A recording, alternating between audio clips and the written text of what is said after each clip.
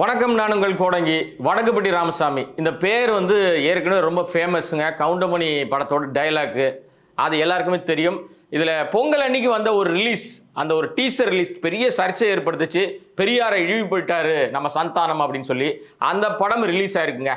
உண்மையிலே பெரியார் அந்த படத்தில் இழிவுபடுத்திருக்காங்களா, என்ன சொல்லியிருக்காங்க, இந்த படம் என்ன சொல்லுது, வடக்குப்பட்டி ராமசாமி அப்படின்றது காமெடி படமா இல்லைன்னா வேற ஏதாவது பிரச்சனை ஏற்படுத்துற படமா? வாங்க விமர்சனத்துக்குள்ள போலாம். சந்தானம் இந்த படத்தினுடைய லீட் ரோலா நடிச்சிருக்காரு. இந்த கதைன்னு ஒரு வரி கதைன்னு எதை சொல்லணும் அப்படின்னா, பக்தியான கதையா இல்ல பக்திக்கு எதிரான கதையா அப்படின்னு நம்ம கணிக்க முடியாத அளவுக்கு ஒரு கதை வச்சிருக்காங்க. ரொம்ப சிம்பிள்ங்க. ஒரு காலத்துல வந்து பாத்தீங்கன்னா சாமி அப்படின்னு சொல்லி எதை ஒன்னாலும் நம்புற மாதிரி பல விஷயங்கள் வச்சிருப்பாங்க. இங்கேயும் அதே மாதிரி ஒரு விஷயத்தை வச்சிருக்காங்க. பழைய கதை, ரொம்ப பழைய பீரியட் மாதிரி ஒரு காட்சி எடுத்திருக்காங்க.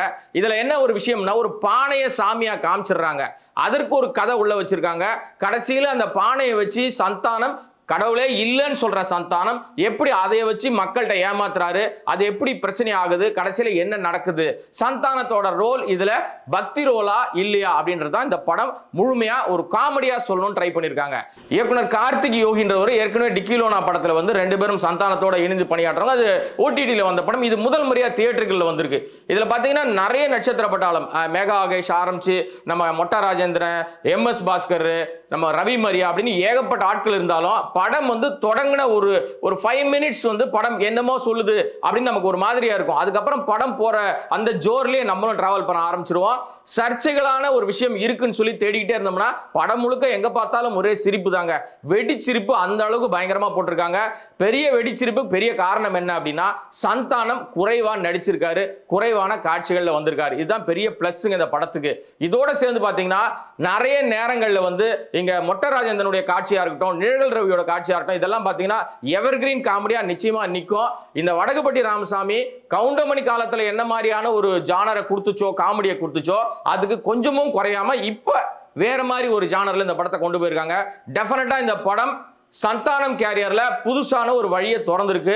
பக்தி படம் நினைச்சு போனீங்கன்னா நிச்சயமா ஏமாந்துருவீங்க, இல்ல பக்திக்கு எதிரான படம் நினைச்சு போனீங்கன்னா நிச்சயமா ஏமாந்துருவீங்க. அது ரெண்டுமே கிடையாது, வேற ஏதோ சொல்லியிருக்காரு. அதே நேரத்துல பெரியாரை இழிவுபடுத்தான்னு பேசுறாங்கல்ல, அதை தாண்டி ஏற்கனவே நம்ம வைரஸ் காலகட்டத்தில் என்னென்னலாம் பண்ணாங்க, கையை தட்டுங்க, காலை தட்டுங்க, சத்தம் ஓடுங்க, இது மாதிரி எல்லாம் சொன்னாங்க இல்லையா, இது எல்லாத்தையும் இதுல வந்திருக்காரு. அதுக்காக நம்ம வந்து மோடி அவர்கள் எதிர்க்கிறான்னு சொல்ல முடியுமா? எல்லாத்தையும் கொண்டு வந்து சேர்த்திருக்காரு. இதுல பெரிய விஷயம், இங்க நம்ம எல்லாருக்கும் தெரியும், மெட்ராஸை கண்ணுக்கு நோய் வந்தா அது எத்தனை நாள்ல சரியாகும், இதை வச்சு ஒரு பெரிய பக்தி மார்க்கமா கொண்டு போய் எவ்வளவு மூட நம்பிக்கையா மக்கள் இருக்கிறாங்கன்றதையும் அழகா சொல்லியிருக்காருங்க. வித்தியாசமான கதை, வித்தியாசமான முயற்சி.